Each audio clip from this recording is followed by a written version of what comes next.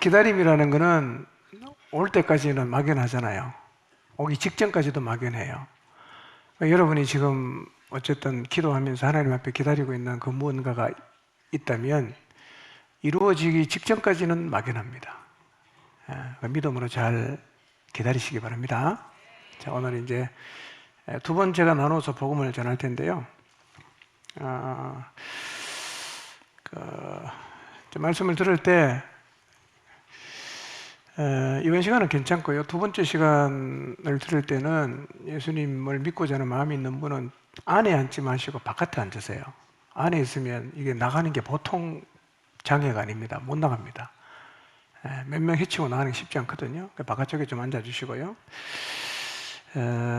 오늘 아마 성령님께서 우리 가운데 역사하시고 일하실 것입니다. 그냥 하나님을 향해서 마음만 여는 것, 그것 외에는 특별히 할 수 있는 건 없어요. 그거면 족합니다. 하나님을 향해서 마음을 여시고 또 하나님을 기다리고 그 마음이면 족합니다. 여러분이 이제 말씀을 들으면서 꼭 기억해야 될 건요. 일단 의도적으로 마음은 닫지 마시기를 바랍니다. 의도적으로 안 듣겠다. 귀를 막거나 눈을 감거나 그러면 쉽지 않습니다. 왜냐하면 대개 하나님은 강권적으로 역사하기도 하시지만 우리가 선택하는 거거든요. 근데 안 하겠다고 선택을 하고 이제 출발을 하면 좀 어려워집니다. 그러니까 마음은 닫지 마시고요.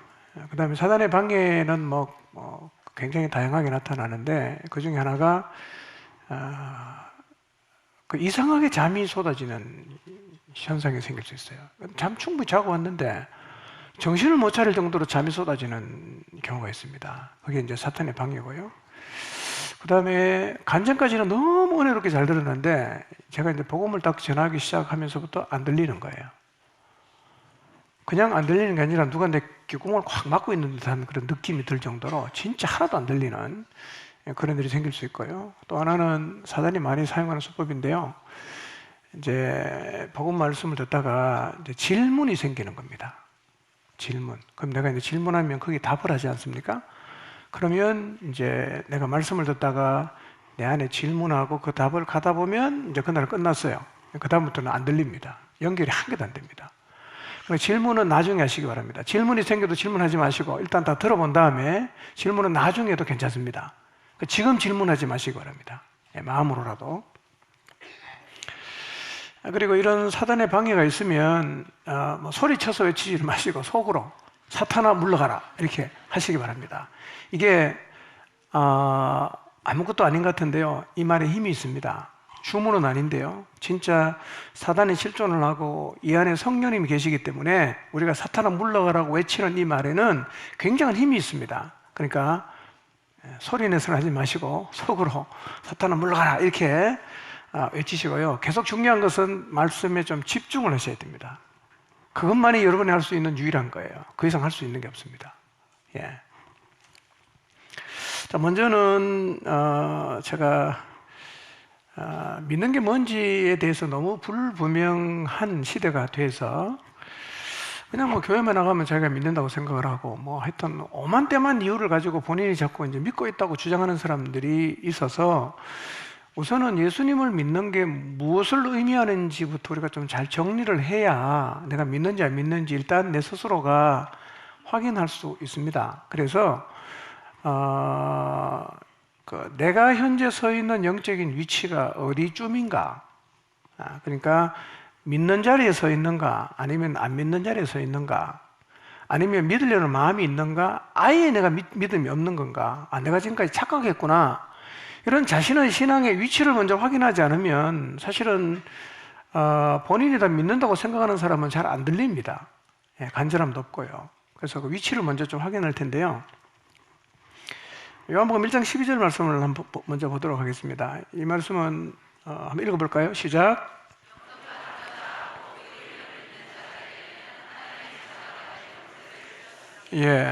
이게 이제 어떻게 우리가 하나님의 자녀가 될 수 있냐를 말씀하신 건데요.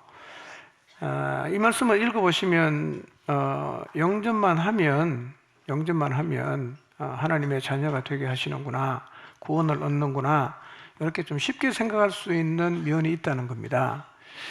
그래서 이 말씀을 보면 자칫 잘못 생각하면 예수님 믿는 거 참 쉽다, 영접만 하면 되네, 이렇게 이제 오해할 수가 있는데요.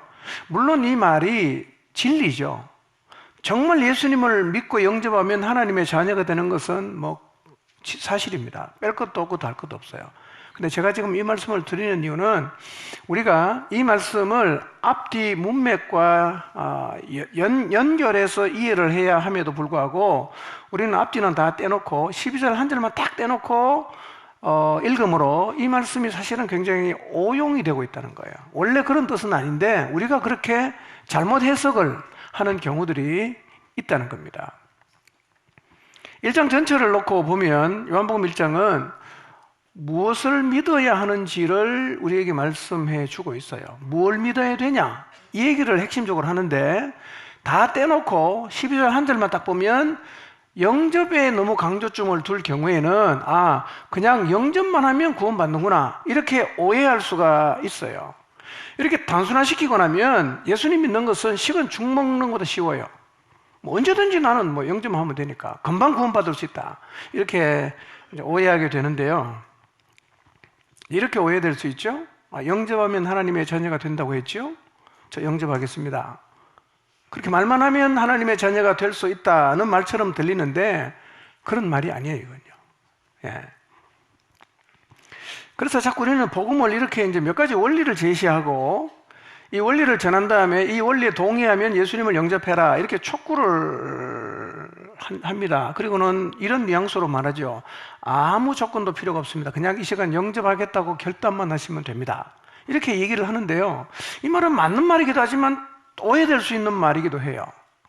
그러니까 마치 어떤 느낌이냐면 영접하겠다고 말만 하면 무슨 보험 상품 선전하는 것처럼요, 아무것도 묻지도 않고 따지지도 않고 그냥 구원을 주겠다, 이런 말로 들립니다. 그러니까 어떤 생각이 드냐면 굳이 내가 안 믿을 이유가 없겠다, 그냥 믿겠다고 말만 하면, 영접만 하면 무시무시한 지옥도 면해주고 천국도 가게 해주고 기도도 들어주고 축복도 많이 주겠다는데 이걸 내가 마다할 이유도 없고 주저할 이유도 없단 말이에요. 그냥 믿겠다고 말을 했어요.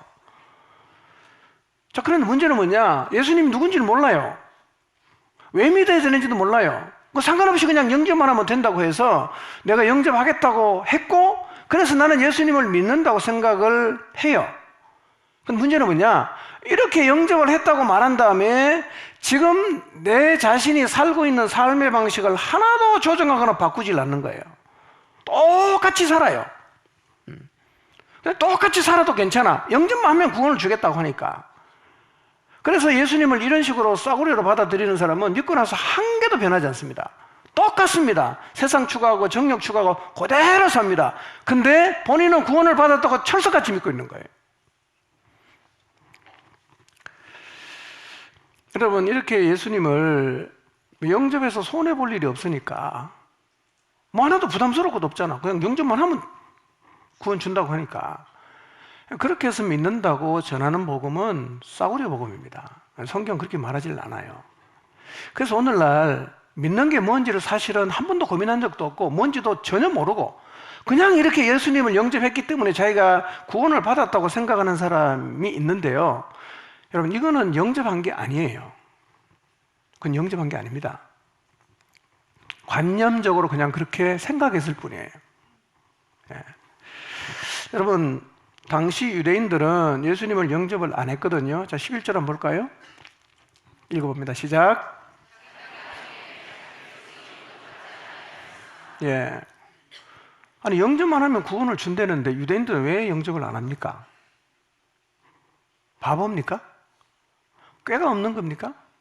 아니, 영접하겠다고 말만 하면 구원하고 축복을 덤으로 다 주겠다는데 왜 유대인들은 예수님을 영접 안 합니까? 유대인들은 안 했어요. 십자가 죽였잖아요.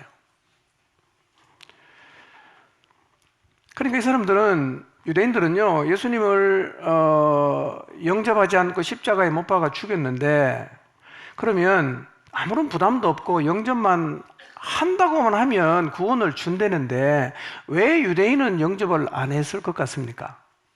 왜? 꾀가 없어서 그렇습니까? 아니 네 맘대로 살아도 되고 지금처럼 살아온 방식 그대로 살아도 아무런 문제가 없고 그냥 네 영접한다고 말만 하면 된다. 그런데 왜 유대인들은 영접을 안 했냔 말이에요. 이유가 뭐냐면 예수님을 안 믿었어요. 안 믿었어요. 왜 믿지 않았을까요? 그들은 예수님의 주장을 인정할 수가 없었어요. 그분의 주장을 인정할 수가 없었어요. 예. 여러분, 그들이 예수님을 믿을 수 없었던 이유가 있습니다. 그게 뭐냐면 예수님이 유대 땅 베들레헴에 오셨잖아요.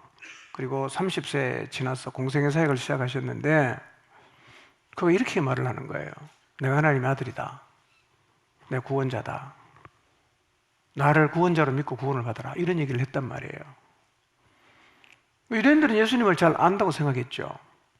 아버지 이름도 알고 엄마 이름도 알고 형제 이름도 다 나와 있어요. 고향은 나사렛이고 전직은 목수고. 그들은 예수님 누군지 알고 있어요. 근데 예수님이 자기가 하나님의 아들이라고 주장하니까 유대인들은 그 예수님의 주장을 받아들일 수가 없었어요. 그래서 안 믿은 거죠. 그러니까 이 유대인들은 예수님을 믿지 않았을 뿐만 아니라 이 사람은 신성을 모독하는 사람이다. 그만둘 수가 없다. 그래서 예수님을 십자가에 죽였단 말이에요. 그러니까 12절에서 예수님을 영접하고 믿는다는 말은 그냥 아무 생각 없이 믿어주겠다는 식의 얘기가 아니라는 거예요. 그런 얘기가 아닙니다, 여러분. 예. 이런 거죠. 투자한 게 없으니까 아니어도 괜찮아. 믿져봐야 본전이야. 심리적인 안정을 찾는 것만으로도 충분히 도움이 되지 않는가? 교회 나와서 친구만 사귀어도 남는 장사 아닌가? 그런 마음으로 여러분이 예수님을 믿었다면 믿음을 처음부터 다시 생각해 봐야 합니다. 그것은 안 믿는 것일 수가 있습니다. 그런 식으로 믿어서는 절대로 우리 삶이 변하지 않습니다. 절대로 변하지 않습니다.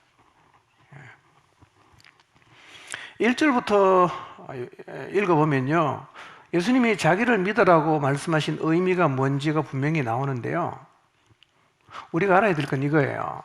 예수님을 믿는 것은 절대로 부담 없는 일이 아니에요. 부담 없는 일 아닙니다. 예수님은 절대로 부담 없이 못 믿습니다.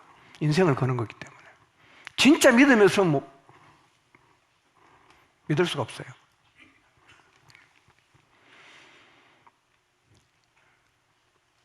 왜 우리가 예수님을 부담 없이는 믿을 수 없냐면 이거예요. 그분은 믿는 자에게 따르라고 요구하세요. 나를 따르라. 예. 여러분 진짜 믿으면 주님을 따라야 됩니다. 믿는데 안 따르면 안 믿는 거예요. 예. 그 예수님은 부담 없이 믿는 게 아닙니다, 여러분. 예. 그분을 믿고 따라가려면 세상 거슬러야 돼요. 그분을 믿고 따라가려면 반대와 비판에 직면해야 됩니다. 그분 믿고 따라가려면 미쳤다 소리도 들어야 됩니다. 그들은 안 믿기 때문에 우리 보고 미쳤다 그래요. 우리는 믿기 때문에 가는데 그들은 안 믿기 때문에 우리가 믿고 가는 것을 보면서 미쳤다고 말해요. 그런데 우리는 갑니다. 이유가 뭡니까? 믿기 때문입니다. 믿기 때문에. 여러분, 그러니까 예수님을 믿는다는 것은 부담 없이 영접하겠다고 생각하는 정도가 아니라 그분이 하신 모든 말씀이 진리라는 사실을 인정하고 그분이 말씀하신 영원한 나라를 바라보면서 이 땅에서의 남은 삶을 진리를 따라 살기로 결단하는 거예요. 그래서 믿으면 따르는 거예요. 믿으면 따라야 돼요. 예수님 계속 나를 따르라 그러지 않습니까? 물론 이 자리로 나가는 데는 성령님의 일하심이 결정적입니다. 그러나 적어도 예수님을 믿는다는 의미가 무엇인지는 알아야 됩니다. 알아야 돼요. 예. 여러분, 예수님은 아무것도 모르고 아무 생각 없이 믿을 수 있는 건 아닙니다. 예. 누군지를 알아야 돼요. 고백이 있어야 됩니다. 믿어야 돼요.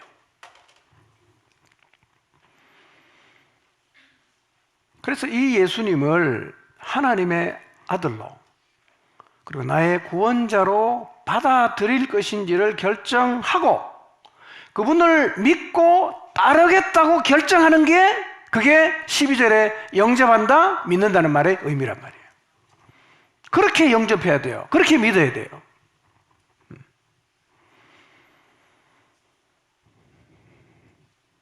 예수님 믿는다는 건요, 인생을 살아가는 방식이 바뀝니다. 믿으면. 안 바뀌면, 예, 그건 좀 가짜입니다. 가짜일 가능성이 많아요. 안 바뀔 수가 없어요. 믿기 때문에 역주행할 수 있는 거예요. 예. 여러분, 그래서 이런 것이 믿는 것이기 때문에 뭐가 생깁니까?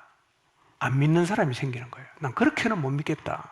나는 그렇게는 안 믿어진다. 나는 그렇게는 믿고 싶지 않다. 이렇게 말하는 거예요. 그렇게는 못 믿겠다고 말하지만 우리는 그렇게 믿는다고 고백하는 겁니다. 믿으니까 가는 거죠. 여러분, 믿는 게 간단한 게 아니기 때문에 안 믿는 사람이 생겨나는 겁니다. 사실은 믿음도 선택이지만 안 믿는 것도 선택이에요. 우리 스스로 선택하는 거예요. 그러니까 복 준다고 하니까 아무 부담 없이 영접했다면 그건 영접한 게 아니고 믿은 것도 아닐 가능성이 있습니다. 예수님은 구원자로, 하나님의 아들로 진짜 믿어야 됩니다. 여러분, 예수님이 여러분의 죄 때문에 십자가에 죽으신 거 믿습니까?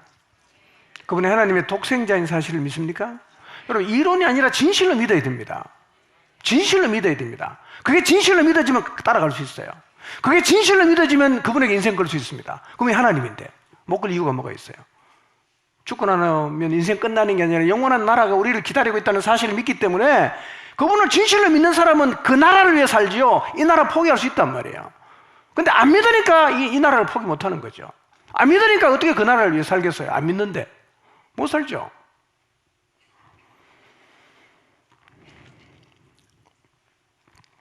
유대인이 예수님을 거부하고 배척한 이유는 예수님이 하나님의 아들인 걸 안 믿었어요. 그런데 예수님은 유대인에게만 그렇게 요청하는 게 아니고 우리에게도 똑같이 요구하십니다. 내가 하나님의 아들이다, 독생자다. 요한복음 3장 16절에 내가 독생자인 것을 믿어라. 만약에 여러분이요, 나는 교회 가서 모든 건 다 동의할 수 있다. 그러나 예수님이 하나님의 아들이라는 건 못 믿겠다. 그럼 안 믿는 거예요. 안 믿는 거예요. 다른 건 다 믿지만 예수님이 내 죄 때문에 십자가에 죽었다는 건 난 못 믿겠다. 그럼 안 믿는 겁니다. 그게 복음의 핵심인데요. 그거 안 믿으면 다 안 믿는 거예요. 여러분, 예수님은 어떤 분들을 믿고 계십니까? 여러분은 예수님이 하나님이고 예수님 자신이 말씀하신 것처럼 그분이 세상을 창조하신 창조주라는 사실을 믿으시나요?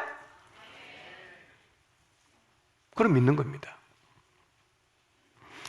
14절 말씀 보면 이렇게 말해요. 말씀이 육신이 되어 우리 가운데 거하시고 계세요. 말씀이 육신이 돼서 말씀이 몸을 입고 왔다는 말이죠. 우리 가운데 있어요. 근데 그분을 잘 보니까 요한의 고백이죠. 그분을 잘 보니까 독생자의 영광이더라. 그 안에는 은혜와 진리가 충만하더라. 이렇게 고백을 합니다. 자, 말씀이 몸을 입었어요. 말씀이 누굽니까? 자, 1장 1절을 한번 볼까요? 요한복음 1장 1절 시작.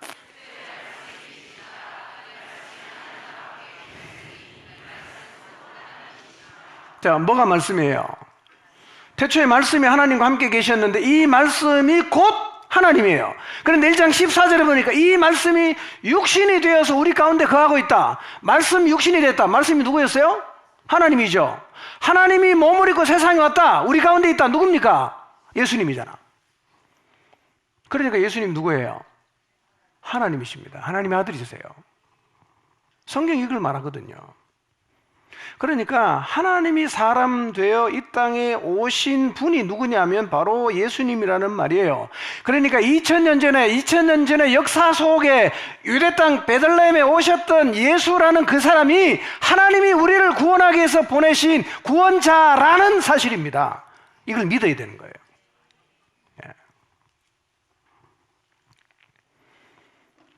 유대인들은 이 사실을 받아들일 수가 없었어요. 도저히 받아들일 수 없었어요. 그래서 안 믿었습니다. 그래서 영접 안 했어요. 그 12절이 그거예요. 자기 땅에 왔을 때 자기 백성은 영접하지 않았어요. 그러나 영접하는 사람, 그분을 하나님의 아들로, 그분을 구원자로 영접하는 사람, 다르게 표현하면 그분을 믿는 사람은 하나님의 자녀가 되는 권세가 주어졌다, 이렇게 말씀하시는 거예요. 여러분, 만약에 정직하게 여러분 자신에게 질문해서 나는 예수님이 하나님의 아들인 것은 도저히 못 믿겠다, 여러분이 안 믿는다는 사실을 아셔야 됩니다. 네. 유대인하고 똑같은 거죠. 나 그분이 행하신 뭐 선한 일 다 동의한다, 공감한다, 충분히 공감한다, 나 박수 보낼 수 있다. 근데 그분이 하나님의 아들인 건 난 인정할 수 없다. 그건 안 믿는 겁니다.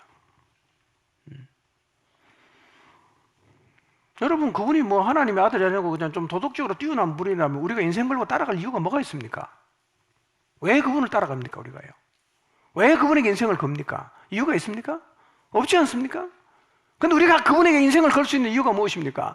그분은 우리의 창조주란 말이에요. 우리를 창조하신 하나님의 아들이시고 우리를 구원하신 분이기 때문에 우리는 그분을 인생 걸고 따라가도 아무런 문제가 없어요. 아무런 문제가 없어요. 네, 후회할 일도 없어요. 자, 10절을 보겠습니다. 읽어볼까요? 시작.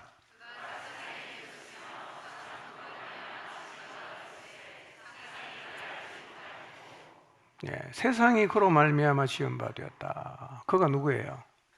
예수님을 얘기합니다. 세상이 그로 말미암아 지은 바 되었다. 창조주란 얘기죠. 3절 볼까요? 시작.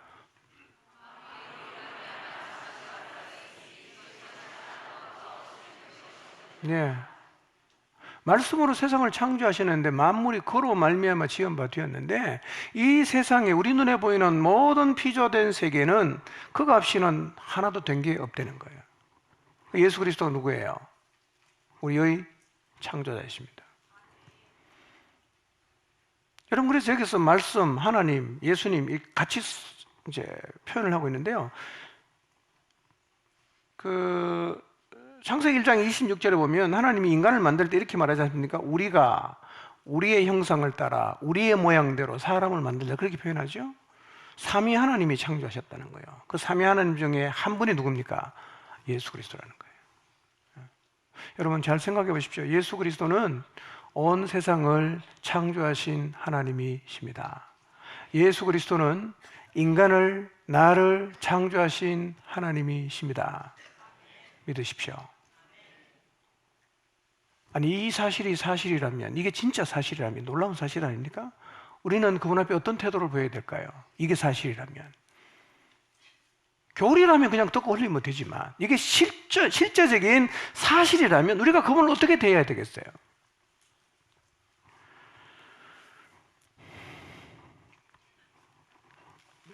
그럼 왜 말씀이 육신이 이 땅에 왔습니까?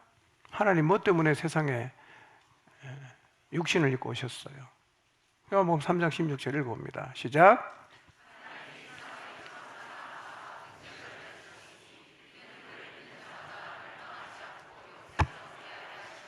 예수님이 왜 오셨다고 말씀하고 있습니까? 16절 보세요. 왜 오셨다고 그랬어요? 그를 믿는 자가 영생 얻으라고. 그분이 오셔서 하신 일이 뭐예요? 우리를 구원하기 위해서 들렸다 그랬죠. 다음 시간에 말씀드리겠습니다. 십자가에 들렸다. 십자가에 죽었어요. 왜 죽었어요? 그분이 우리 죄 때문에 죽어주셨고 그 사실을 믿는 자가 영생 얻게 하려고 그분이 그렇게 하셨다고 얘기하는 거예요. 우리의 죄가 뭡니까? 우리가 무슨 그렇게 나쁜 죄를 많이 지었어요?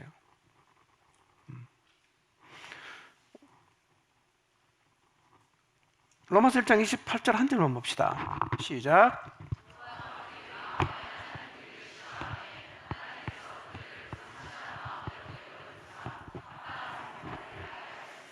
네, 됐어요. 이건 제가 다음 시간에 다시 좀 말씀드릴 텐데요. 여러분, 죄가 뭡니까? 하나님이 내 마음에 없는 거예요. 내 마음에 하나님 없는 거예요. 여러분의 마음에 하나님 계십니까? 주인으로. 그분이 우리의 창조주이기 때문에 우리 마음에는 창조하신 그분이 계셔야 돼요. 그럼 그분이 안 계신 거예요. 그걸 성경이 뭐라고 말합니까? 그 죄라 그래요. 그런 마음을 상실한 마음이다 이렇게 표현합니다. 우리의 마음이 상실한 마음을 갖게 되면 그 다음에 온갖 죄는 다 질 수 있어요. 어떤 죄도 질 수 있습니다. 하나님 없는 인간은 우리의 상상을 초월하는 죄도 충분히 짓습니다. 그러면 창조주를 거부하고 마음에 두지 않고 살아간 죄에는 뭐가 있을까요? 죄는 반드시 심판하겠죠. 재판받겠죠. 죄 지으면 재판받아야지. 그 다음에 재판의 결과에 따라서 형벌을 받겠죠. 그런데 마음에 하나님 두기를 거부한 이 인간의 죄에 대한 심판의 결과가 나왔어요. 그게 뭐냐면 사형, 영원한 죽음, 멸망 이렇게 나와 있어요. 심판했어요. 형벌이 나왔어요. 영원한 멸망이에요. 이것이 모든 인간이 결국은 가게 될 종착지예요. 다 흘러갑니다. 아무도 예외가 없습니다. 네. 몇 대째 장로 집안 뭐 상관없어요.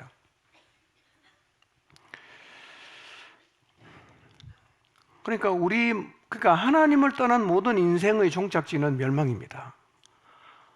뭐 믿거나 말거나 그거는 사실이에요. 안 믿어도 가게 되어 있습니다. 진리이기 때문에. 자, 그러면 우리가 이제는 하나님을 떠나가서 하나님 없이 살아온 결과로 결국 우리는 영원한 형벌로 가야 되는데, 그럼 인간은 이 스스로 이 형벌의 문제를 해결할 수 있나요? 없단 말이에요. 그래서 하나님이 세상을 이처럼 사랑해서 누굴 보낸 거예요? 구원자를 보낸 거예요. 예수 그리스도가 구원자란 말이에요. 우리 스스로 해결할 수 없는 죄의 문제, 우리 스스로 해결할 수 없는 형벌의 문제를 해결하기 위해서 구원자를 보내셨는데 그분이 누구냐? 예수 그리스도라는 거예요. 왜 그분이 십자가에 죽었습니까? 우리가 받을 형벌을 대신 받은 거죠. 하나님은 공의로운 분이기 때문에요. 죄 지으면 형벌 준다 해놓고 아이 불쌍한 애가 막 없던 걸 하자 이렇게 하신 분이 아니라는 거예요. 공의롭게 하십니다. 반드시 형벌을 받아야 돼요. 그런데 그분이 우리의 형벌을 대신 짊어진 거죠.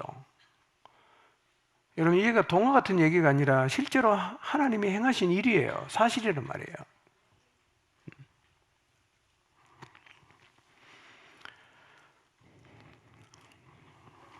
이 자리가, 이 사실을 믿음으로 받아들이는 자리가 신앙이 출발하는 자리예요. 어떻게 교회를 계속 다니다 보면 어떻게 하다가 이 자리에 서는 게 아니고요. 이 자리에 서야 출발해요. 안 서면 출발이 안 된 거예요. 안 믿는 거는 출발이 안 된 거예요, 여러분.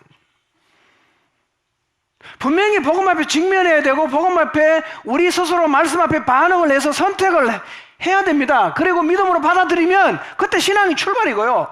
안 받아들였다. 그럼 교회를 아무리 오래 다녀도 나는 아직 신앙의 출발점에 못 선 거예요. 못 선 거예요. 그냥 시간이 간다고 해결되는 거 아닙니다, 이거요. 반드시 직면해야 됩니다, 복음 앞에.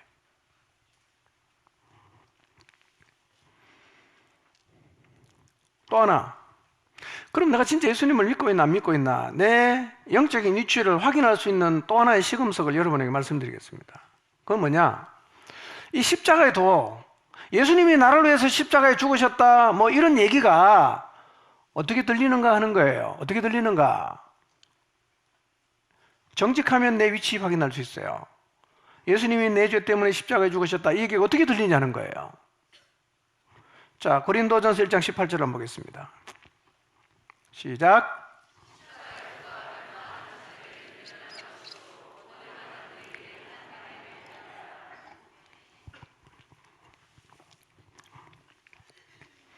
만약에 여러분이 십자가의 도, 십자가를 통해서 우리를 구원하신 이 하나님의 역사가 마음에 그 말이 되냐? 저걸 믿냐? 미련하게 들린다면, 말이 안 되는 이야기로 들린다면, 한없이 어리석은 얘기로 들린다면, 난 어떤 사람이에요? 고린도전서 1장 18절에 의하면 난 멸망가는 자예요. 멸망으로 가는 사람에게 하나님이 우리를 구원하기 위해서 행하신 일은 미련하게 들립니다.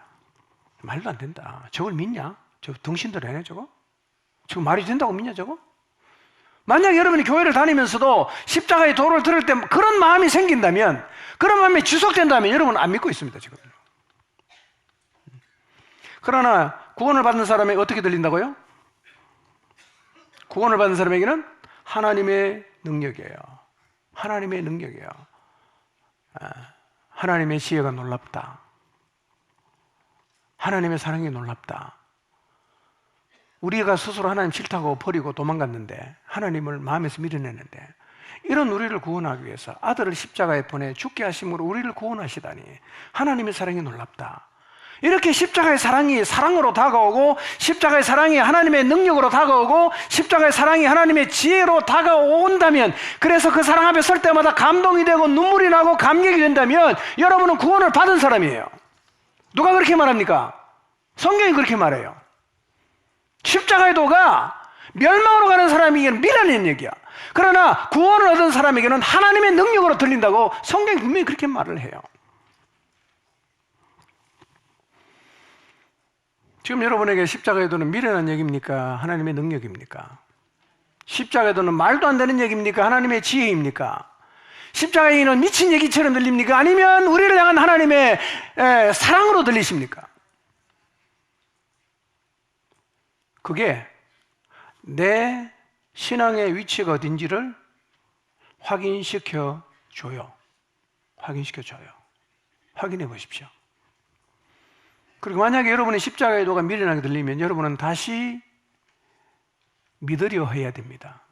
복음 앞에 다시 서야 됩니다. 그거는 그냥 세월이 간다고, 그냥 교회만 댕긴다고 해결될 문제가 아니에요. 지금 나의 이런 상태가 얼마나 죄된 모습인지를 깨닫고 살고자 하는 몸부림이 사실은 있어야 되지 않겠어요? 영적으로 하나님을 붙잡고자 하는 열망이 우리 안에 있어야 됩니다.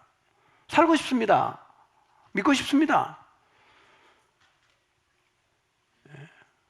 근데 십자가의 도가 미련하게 들리는데도 본인이 믿는다고 생각하면 이 사람이 그런 갈망을 갖고 구원의 자리에 서겠습니까? 안 서죠. 그래서 어느 죽으면 어떻게 돼요? 멸망할 거 아니에요. 얼마나 안타까운 일이에요. 둘째는요, 예수님 말씀에 대한 태도입니다. 말씀에 대한 태도입니다. 여러분, 예수님을 믿으면 예수님의 말씀도 똑같이 믿어야 됩니다.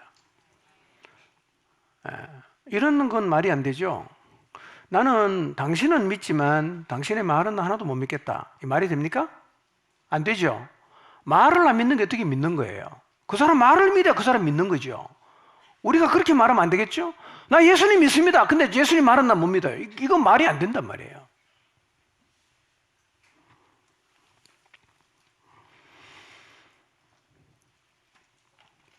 예수님을 진짜 믿는 사람은 예수님 말씀을 어떻게 받아들이냐면 인생의 참고사항이 아니에요. 길이고 진리고 생명으로 받아요. 예수님을 진짜 믿는데 예수님 말씀을 싸그리 무시하거나 예수님이 뭐라고 말씀하셔도 전혀 신경을 안 쓰고 살아가는 일이 일어날 수가 없는 일이에요. 나 예수님 말씀 관심 없어. 뭐 내가 알아서 할 거야. 이런 태도가 믿는 사람에게 나올 수가 없단 말이에요.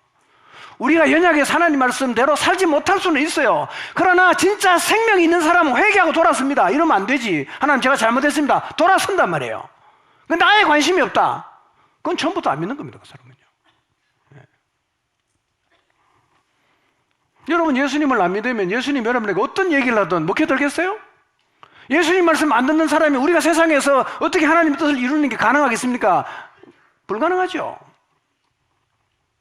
우리가 예수님을 따라가야 된단 말이에요. 예수님 말씀을 믿어야 된단 말이에요. 고지것대로 받아들이고 순종하고 가야 된단 말이에요. 목숨까지 걸고 가야 된단 말이에요. 그래야 우리의 삶을 통해서 이 땅에 하나님의 뜻이 이루어진단 말이에요. 하나님 말씀이 성취된단 말이에요. 그러니까 내가 믿는지 안 믿는지 알 수 있는 두 번째 시금석은 뭐예요?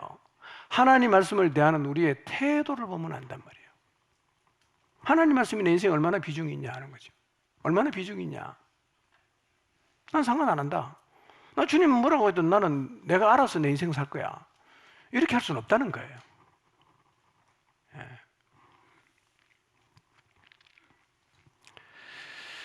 여러분, 그래서요, 말씀 없이도 잘 살 수 있고, 말씀을 읽지 않아도 영적 갈증도 안 느끼고, 하나님 말씀에 도무지 관심이 없어. 나는 성경을 왜 읽는지 이해를 못 하겠다.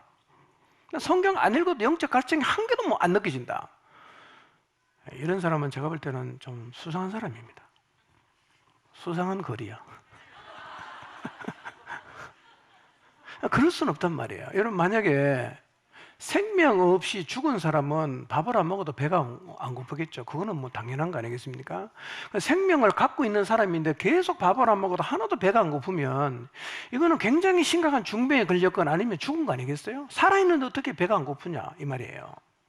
그래서 저는 성경을 안 읽고 기도를 안 해도 영적 갈증을 안 느끼는 사람 보면 너무 신기해요.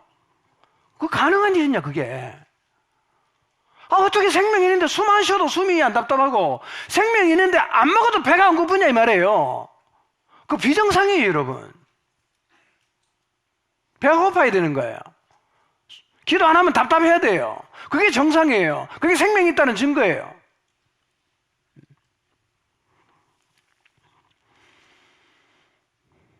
그러니까 예수님을 믿는다는 말은 아무런 부담이 없이 관념적으로 그냥 그렇게 말하는 게 아니고요. 성경 말씀을 진리로 인정하고 예수님을 믿고 따르기로 결정했다는 말이에요. 그게 뭐예요? 그게 영접했다는 말이에요. 그게 믿는다는 말이에요. 그게 구원받았단 말이에요. 그 사람의 삶을 보십시오. 하나님 뜻이 이루어집니다. 그 사람은 어떤 고난이 와도 말씀대로 갈 수 있는 저력이 있습니다. 힘이 있어요.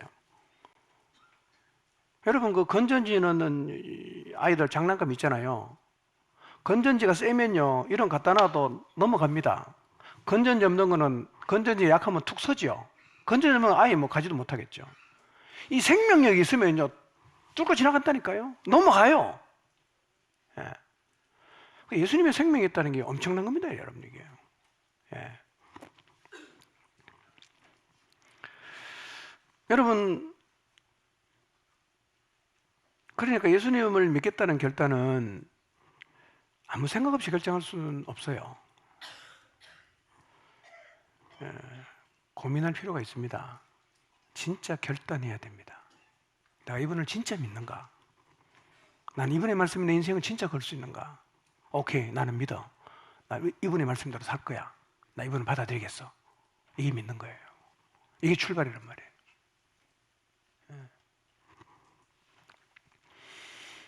중요한 건요, 이 결정은 짧은 우리의 인생길뿐만 아니라 우리의 영원한 미래에 결정적인 영향을 주는 거예요.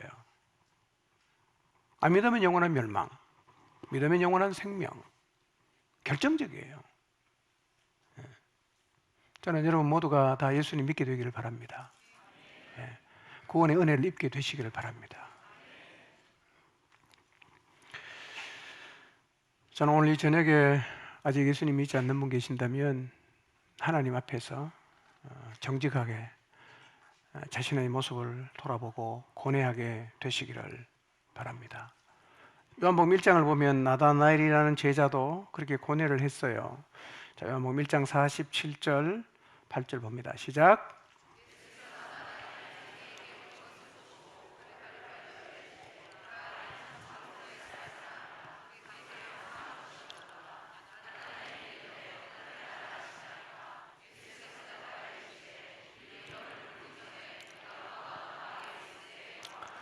자, 예수님께서 빌립의 전도로 예수님 앞에 남았던 나다나엘을 향해서 이렇게 말씀하십니다. 이는 참으로 이스라엘 사람이다. 그 속에 간사한 것이 없다. 이렇게 말씀하세요. 간사한 게 없다. 예. 칭찬입니다. 근데 나다나엘은 한 번도 예수님 만난 적이 없는데 그렇게 자기를 칭찬하시니까 너무 신기해갖고 예수님에게 이렇게 물었습니다. 어떻게 저를 아십니까? 이렇게 물었어요. 어떻게 저를 아십니까? 그때 예수님께서 이렇게 대답하셨어요. 빌립이 너를 부르기 전에 네가 무화과 나무 아래에 있을 때 이미 내가 봤다. 이렇게 말씀하셨어요. 여러분, 네가 무화과 나무 아래에 있을 때 봤다는 말은 그냥 실제적으로 이 나다나엘이 무화과 나무 아래에 있을 때 주님이 멀리 떨어져 있었지만 봤다는 의미가 아니에요. 유대인들은 무화과 나무 아래에서 뭘 하느냐면 메시아를 계속 묵상했단 말이에요. 그 사람들은 지금도 기다리고 있거든요. 그분이 언제 오시나, 구원자가 언제 오시나, 메시아가 언제 오시나. 그러니까 나다나엘도 무화과 나무 아래에서 메시아가 언제 오시는지에 대해서 묵상하고 자기 구원의 문제에 대해서 고뇌하고 있었는데, 바로 그런 나다나엘을 예수님이 보셨다는 거예요. 네가 구원의 문제로 고뇌하고 있는 걸 내가 봤다 이거예요. 하나님은 자신의 존재에 대해서 그리고 자신의 구원에 대해서 고뇌하는 사람을 찾아가십니다. 오늘 하나님이 여러분 모두를 찾아가게 되시기를 바랍니다. 여러분 진짜 예수님 안 믿고 있다면 여러분 믿고 안 믿는 문제는 정직해야 됩니다. 거짓말하면 안 돼요. 우리를 속이는 건 아무 의미가 없어요. 천국 가냐 지옥 가냐 이게 영원히 달린 문제인데 우리 사람 앞에서 아무 의미가 없습니다. 하나님 앞에 정직하게 서야 됩니다. 그리고 깊이 고뇌해야 됩니다. 나 교회 다니는 것이나 당연히 구원받았겠지. 우리 모태신앙인데 그런 거 아니고요. 그런 거 아니고요. 아니 손해볼 거 없으니까 믿어주겠다 이런 것도 아니에요. 예. 하나님 내 창조주 맞나? 2000년 전에 이 땅에 오신 예수 그리스도는 진짜 하나님의 아들이 맞나? 이거 정직하게 자신에게 물어봐야 돼요. 물어봐야 돼요.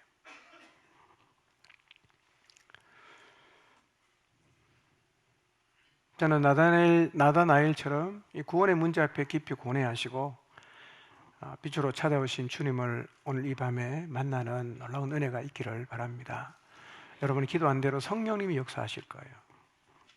저는 단지 말씀을 전할 뿐이고 그분이 하실 거예요. 저는 그분을 기대합니다. 오늘 이 저녁에 우리 계속 기도하는 마음으로 말씀 앞에 서기를 바랍니다. 잠깐 쉬겠습니다.